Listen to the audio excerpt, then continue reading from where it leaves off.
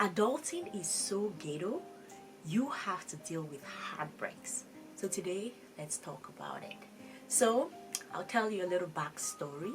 So recently, I have the privilege, the opportunity to be part of a very thriving community here in Tokyo, and we had a meeting, a monthly meeting, and we had this very big executive of Dale Carnegie who came to talk to us. And I met a certain lady at our event. It's actually open to the public, so anyone can come in and join us. We welcome people, and I was meeting this lady for the first time. And what struck me first when I started speaking to her was I introduced myself, she introduced herself, and the next three lines that followed was, "Oh, and I'm texting him and he's not replying back." And I was like, wait, who? I just met you. I don't like, I don't know. It feels like sometimes you just want to get something off your chest. And if you're dealing with a lot, like the first human being that you feel a first sense of comfort, you just want to tell everything to them. And this lady starts pouring out her heart to me about how she was dating this guy, and she was this really good person in the relationship. She helped him do so many things, helped him with writing so many papers, doing a lot of research for him, and he took all of that information, managed to get himself some kind of a promotion, and then moved on with his life. And now she is trying to like reach out to him, and he's like, "Oh, you don't text me, you're texting me too much, and don't do that." And she's going through this heartbreak. And I remember thinking, and the big sister in me, the teacher in me, was just like, I want to hold your hands and talk to you about what are the things that you can do to not make this get worse for you. So I'm just here today sort of holding everyone's hand, all of you on the internet holding your hand. And if you are someone that is going through a similar situation where you feel like you're pouring into someone and the person is not pouring into you, I have gone through my days with this, and you feel like they are not pouring into you, the first thing that you can do when you realize that you have intentionally or unintentionally dug yourself into a hole is stop digging. Stop digging. Because what happens is the hole only gets further in, further in, further in. And when you keep digging yourself into that hole, what happens is that at some point you will not even know how to find your way back to yourself. So it is important to just stop digging. And I know how hard it is, and I was talking to her, I told her that, you know, those nights when it's like you wake up at 3-4 a.m. and your first urge is you want to text him. I said, "Do you use WhatsApp?" She said yes. I said, text that message to yourself. Pour out your heart, everything that you want to say to him, write that message and send it to yourself. Nobody's going to read it, just you are going to read it. Even if it's just that I was able to let it off my chest, yes, text that message to yourself. And the second thing that I told her that she should do is journal. Journaling is something that I have struggled with, probably because I'm also still learning how to journal very well. But the thing with journaling is that I was explaining to her, like from my perspective, you're able to take all of those emotions that you're feeling and you're able to put them somewhere. It is not being destroyed, you are just transferring that energy into something.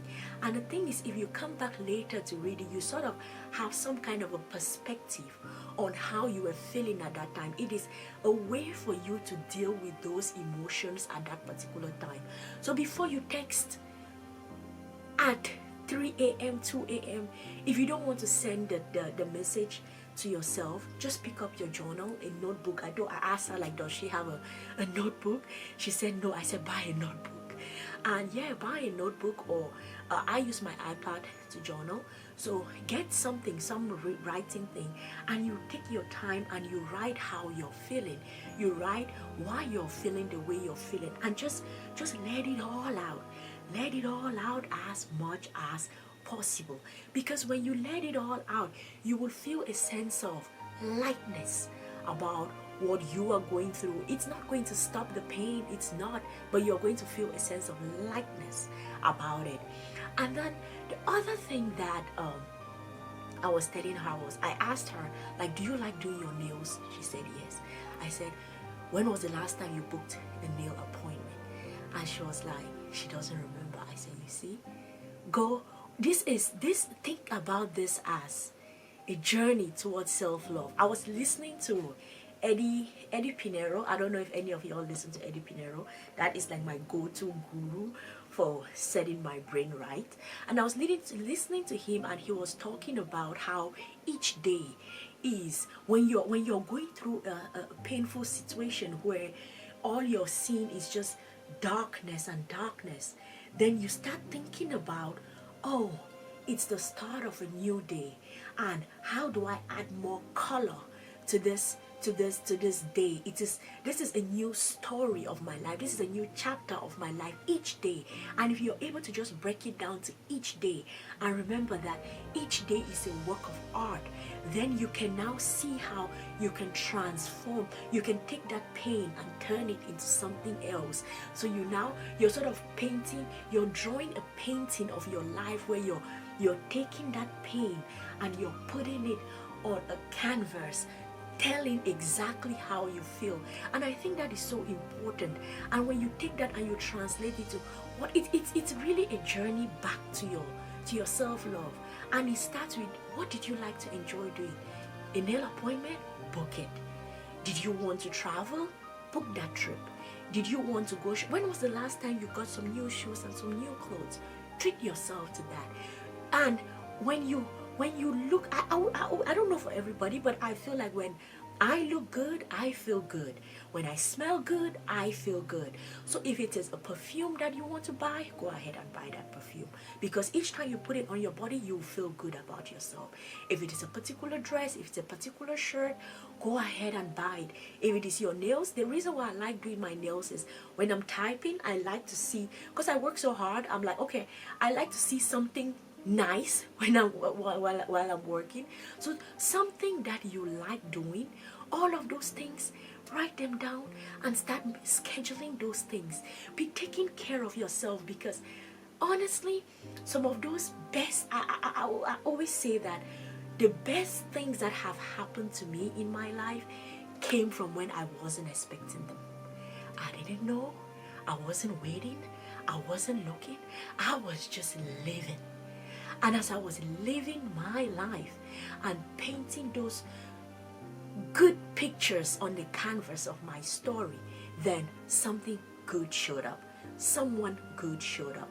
So it is extremely important that when you're in that stage where you're going through that heartbreak, you start to remember those things that make you happy. And you start scheduling those things in. And as you schedule those things in, you're going to realize that it's going to help you feel better. And the last thing that I will say is, you teach people how to treat you. If something happens the first time, usually I remember Oprah saying something about your life is always speaking to you. And if somebody treats you in a particular way and you feel that uneasiness inside of you, did you address it? Did you talk to the person about it? Did you tell the person that it's intolerable? Because the thing is, people start poking a little bit to see how far they can go. And if they push you the first time and they realize that, oh, it's okay. Okay, next time they'll push twice as hard. Oh, it's still okay. Next time they'll push thrice as hard. Oh, it's still okay. So immediately someone does something to you, even when the relationship is going really well, everything is good, and you have that feeling that I don't like this, stop it immediately. Stop, tell the person, I did not like that, I don't want it to happen again.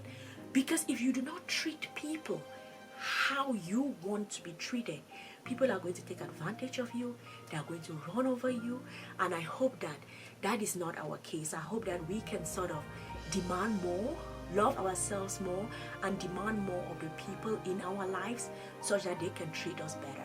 And the thing is, when you start demanding more, you have to be ready to quit. Because sometimes there are some people, if it's a nice person, someone may be like, okay, I hear you, that's how you want to be treated, I'm going to do that.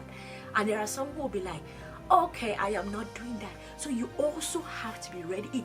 Put it like, it's either I'm treated well or I get out. And that has to be a compromise you're willing to make. Make that compromise. If it's a situation where you have to walk away, be fine with walking away. Go and live your life. The best person for you will find you while you're living your life. I hope that this was helpful. I am thinking about having an Adulting is So Ghetto newsletter. So I'm going to put a link in the description box if you want to sign up for the Adulting is So Ghetto newsletter. I'm not yet sure what I'm going to be writing to you all about, but probably just my learnings, my life lessons, the things that I have learned, and these short stories that I gather. For some weird reason, I have this energy that older people or older women always want to talk to me about stuff, and I have two schedules to meet two older ladies in the next 2 weeks, and it's one is going through this family issues and trying to figure out life with her son, and I met her at a hospital and she was talking to me about it, and I was sort of giving her advice on things that she was like, I would like to meet again. And then some other lady, she was like, I would like to meet again. So I feel like there is something that I have that gives sound advice to people, and that is the reason why I'm giving you all this advice, and one of the reasons why I want to do the Adulting is So Ghetto. One day I'll tell you all about why I think adulting is so ghetto. But I want to start this newsletter such that I can keep sending you all the things that I'm learning, and I want to hear from you all also. What are the things that you're going through? Is there any of you going through like heartbreaks, and how are you dealing with it? What are you doing? I would like to read, probably in the comment section. Definitely you can talk to me there. I would like to read like, how did you deal with heartbreaks that you were going through? And that is also going to help me to get more information, because the more I learn, the more I can teach, the more I can talk to these people who are like, Sylvie, give me advice. So I'll put the link, you all can sign up for it. I'm going to see y'all in the next one. Bye.